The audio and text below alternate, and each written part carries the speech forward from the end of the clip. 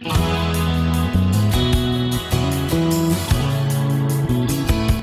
to Motivated to Lead podcast, helping you become a better leader. I'm your host, Mark Klingstein. Hi, everyone. Thanks again for joining us for our podcast this week. My name is Mark Klingstein with SEMA Partners.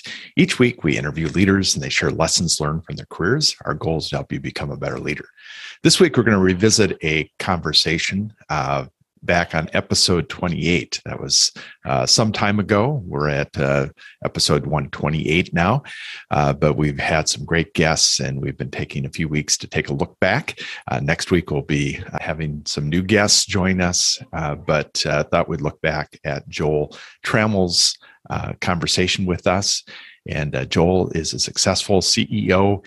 He's built several companies in the technology area, and he has just some great background. He wrote a book entitled The CEO Tightrope. He's going to share some thoughts from that, and looking forward to Joel's thoughts today. Joel, can you first off just give us a little bit of your background and your career? Great. Thanks for having me. Yeah, I started my career in the United States Navy right out of college, teaching at what they call Naval Nuclear Power School, and thought about going back and getting an MBA. I had an engineering degree, and but at that time they wanted 60 hours of undergraduate business before they'd let you in the MBA program, and so I just decided to start my first business instead. And so unfortunately, I became unqualified to do anything else, and you got to figure out a way to make it work. And so for the last 30 years almost, I've been running businesses of one type or another. Was fortunate to have a couple of fairly successful outcomes with some software companies that we grew from 0 to 9-figure exits. And so I've spent the last 6 or 8 years really focused on the role of the CEO and training CEOs, teaching a course, writing a book called the CEO Tightrope, and now having software for CEOs. Great. Well, I ask this question of every CEO I bring on, and knowing what you know now, any advice you would, if you could go back and talk to a 22-year-old Joel, what would you tell him? Yeah, so the 22-year-old Joel was a typical engineer, thought that everything was in the numbers, that in the analytics, being smart in math had some great superpower value in the world. And I would tell them that, you know, all that stuff's great, but it's really all about people. And business is all about people. And you might want to go back and study some more stuff on the people side of the equation, develop a language for talking about people, understanding people, working with people, because that's what was going to make a difference in your career. So you talked about that you're now helping train new CEOs. Tell us a little bit about that and what that's all about. Yeah, so the job is unique in the business world in that it's very multifunctional, and most of us start our careers and we're trained as an engineer or an accountant or we get into sales or whatever, and we spend a large part of our career often getting expertise in that area. And so that when you're the VP of sales, for instance, and a problem comes to your desk, you're the best guy to figure out the answer. You've seen something similar, if not the exact same problem before, so you can analyze the data, you understand the problem, you make a decision. But the CEO role is very different. It's multifunctional, right, across every area. So you take a sales guy and make him CEO, and suddenly 9 out of the 10 problems that come to their desk aren't sales problems. And they don't have time to become the expert on how to do a building lease or how to hire people and set HR policy or what the gap recognition rules should be for their particular business, right? And so it's really a process of learning how to leverage other people from an expertise perspective. And that's a transition that a lot of people struggle with because they've been very successful in their career. You don't get to the CEO role typically unless you've been very successful doing what you're doing, but it's typically been by being an expert. And now you have to be switch gears and switch hats, and it's like playing a different sport. It's different, and you kind of become a generalist instead of a specialist, and you're much more about leveraging talent in the organization. What are some of the biggest mistakes that you've seen new CEOs make as they're moving maybe from a functional role? Maybe they're the head of sales and all of a sudden they're in the CEO seat. What have you seen? Yeah, I think a lot of they think they can understand everything. They can get into the details of everything. They can keep track of what everybody's working on. And they maybe could in a sales role, even a very big sales role, because it was all about deals, and they could maybe keep track of 100 deals and kind of in their head at one time, right? But because of this multifunctional relationship of the job, you really can't be involved in the data flowing out of the business. There's just too much to master all that. And so I see a lot of CEOs really struggle. They think they just need to work harder. They need to spend more time, but they're really chasing the wrong area. So when somebody has moved from a functional area into that CEO seat, what advice do you give them kind of that first 90 days in the role, or that first year? What do you tell them? Yeah, it's unique, because when you take another role, let's say, when you became VP of sales, maybe a new company hires you, so you go into the company, and kind of the traditional best practice is, well, don't mess anything up, right? I'm just here to learn. I'm just here to absorb. If you go into the CEO role and you take that approach, what you don't realize is you're the captain of the ship. The captain of the ship has to steer the ship. The captain of the ship doesn't have 90 days to figure out where he's going. Right. He's expected to steer the ship. And so I see a lot of CEOs, and so the first advice I give them is figure out where you're going. You may not know where you're going 5 years from now. You may not have the perfect vision in place yet, but you were brought on to go somewhere, and you need to communicate that very quickly, because everybody's waiting around. Just like you walked on the deck of a boat, you wouldn't say, well, I'm not sure where we're, just sail, just sail out there. So, no, you'd say, here's where we're going, right? And so it's very important to realize when you take over as CEO, people are expecting that kind of leadership day one.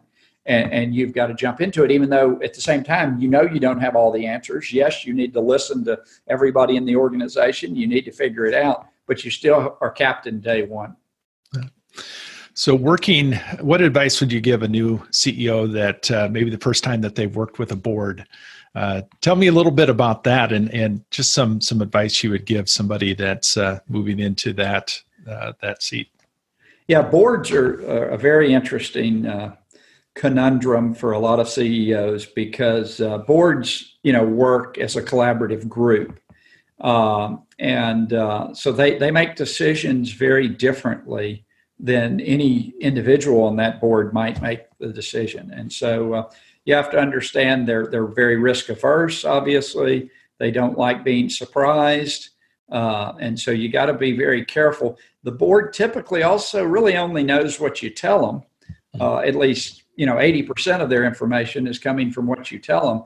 And I find CEOs often tell them the wrong things. They give them way too much detail and act like they expect the board to do the analysis and figure out the answer, instead of what they really should be giving boards is, hey, I've done the analysis. Here are a couple of different directions we could go. Here are the trade-offs. Choose A or B. That's what boards are really looking for. Too many CEOs want to show all the work they've done, and then they basically put the board in the position of reanalyzing their work, getting into minute details that don't really matter. And you got to understand, your board probably only thinks about your business 1 or 2 days every quarter.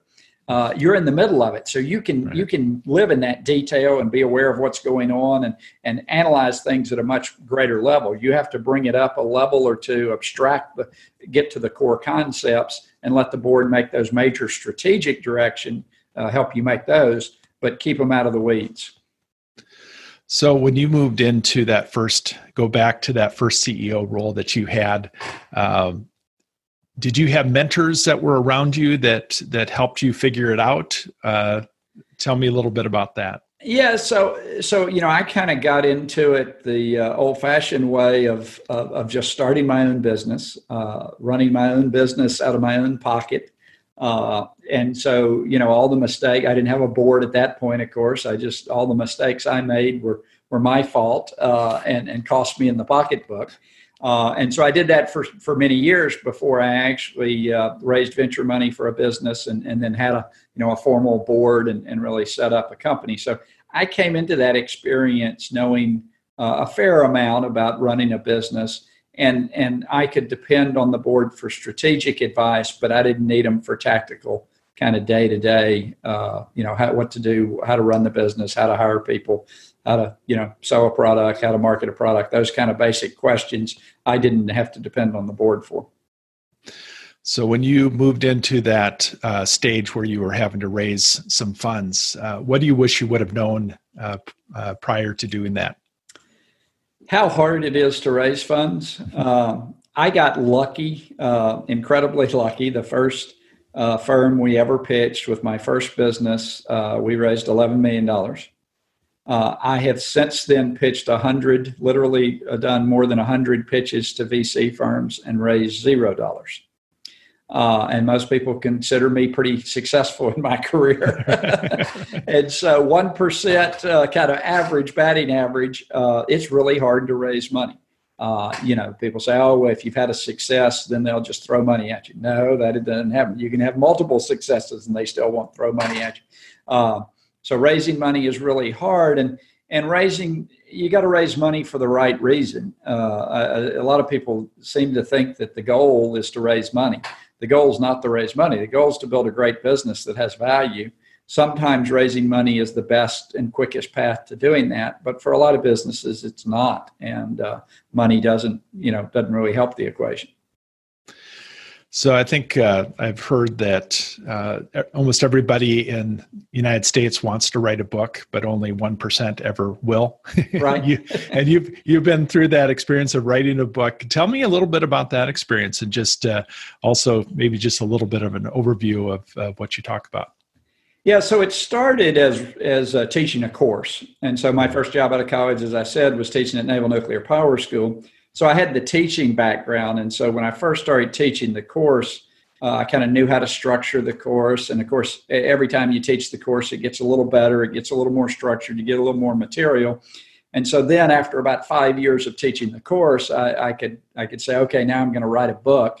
And I had a lot of the basics, structure and thought process already down. So that made it easier. Second, I got a great editor, somebody who would read everything I wrote and, ask questions and tell me what didn't make sense and have ideas to how to explain things better. And so that was critically important to the process. And then it is a lot of hard work. I mean, I bought actually a seatbelt contraption. I think it was a luggage band that you put around a large set of luggage to hold it together, but I used it as a seatbelt. And I would walk into my office at 8 a.m. in the morning and pretend I was on a flight for the next hour. And then I couldn't get up and go to the kitchen, and I couldn't go do this, and I couldn't go do the laundry or whatever seemed more appealing than writing another damn line in the book. And so for an hour I would write. And, you do that for about 100 days and you've probably got 80% of a book. Mm. Wow. That's a great way to do it. I've never heard anybody say that. So that's everybody's going to start buying. You'll have to start selling some of those for on the side. So tell us a little bit about the book, just a quick overview. Yeah. What I wanted to do, and again, my engineering background probably leads me to think about things more systematically than some might. And what I was always looking for was how do you think about the CEO role systematically? And because you need to do, if you want to train somebody to be a CEO, you got to give them some sort of system to anchor around, right? You can't just give them a bunch of anecdotal stories about how brilliant you were and that just doesn't really work. And so I started the book. I thought there might be other systems. I thought maybe Harvard or Stanford or business school might have a system for being CEO. And so I tried to find them and I couldn't find anything. So, I said, okay, I'm going to build the best system for being CEO because it's the only one I know of.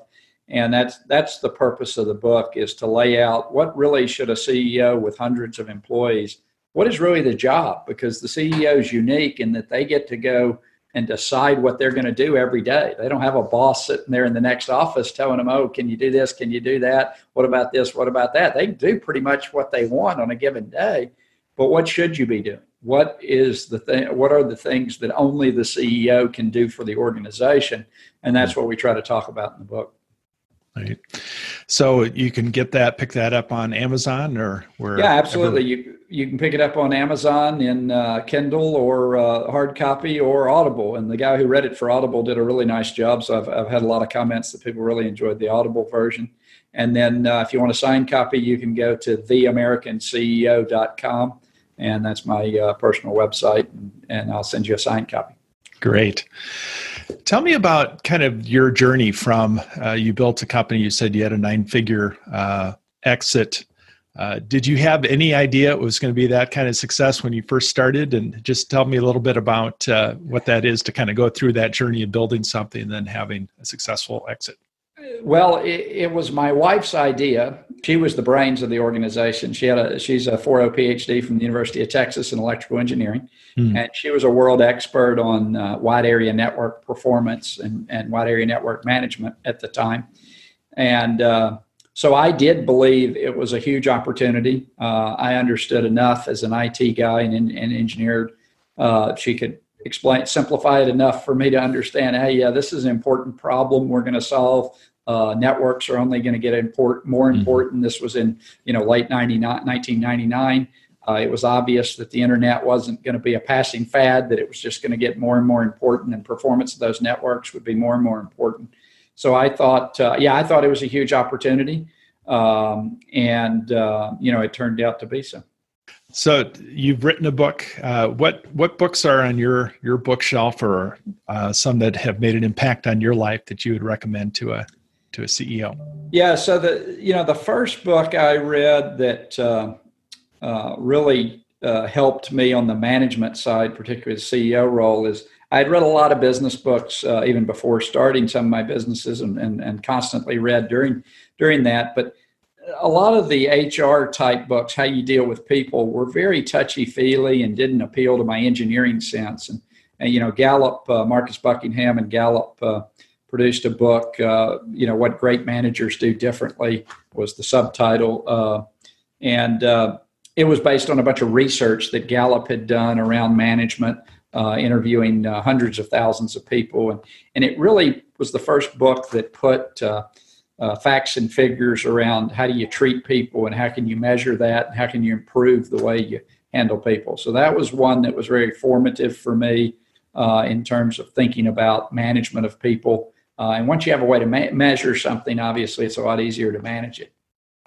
You're kind of in the hotbed of technology in Austin, Texas. I'm sure your city has changed a lot since you moved there. Yeah. But tell me a little bit about technology and the importance in your life. Do you have any particular things that you love that make you more productive? Yeah, so I am kind of the classic technology early adopter. Now I'm wearing the latest Apple watch, which the version 5s are a really great thing. I've been a big fan of the iPad since, I tried it for 6 months after it launched or something, as a huge productivity. I just joined the Tesla bandwagon. Okay. And I'm very much enjoying that. That is the future, no question, at least a part of our transportation.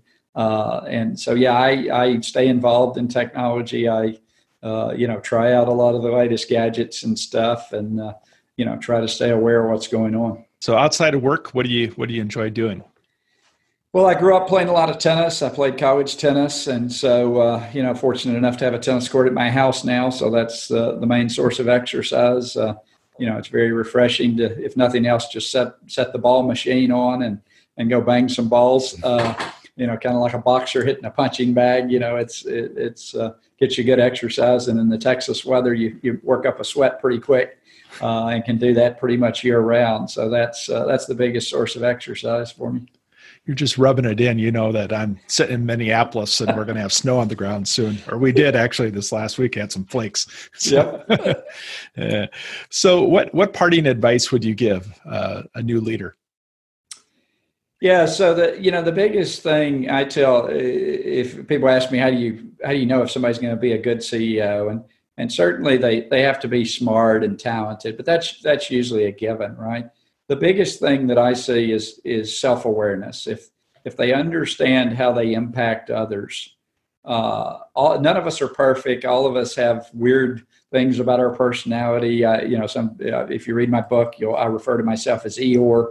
in the book, my natural tendencies to be not the cheerleader, not all. But if you understand that, and you understand how that impacts others, and you can then compensate for it. Too many CEOs I see run around and think everything's wonderful and all the people love them, when in reality that's not what is happening in their organization. And so if you can develop that self-awareness, develop people that you trust that'll tell you the unvarnished truth and tell you when you're not actually accomplishing what you think you are, that's super helpful. And I think if you're smart, then you can adapt and do the things necessary to be successful. Thanks so much, Joel. This has been a lot of fun. I encourage everybody to go out and get your book, and appreciate your time and insights. Good to be with you. Thank you for listening to the Motivated to Lead podcast. Please subscribe on iTunes. You can also see a video version of this interview at motivatedtolead.com. This podcast is brought to you by CEO Partners, helping you find your next great leader.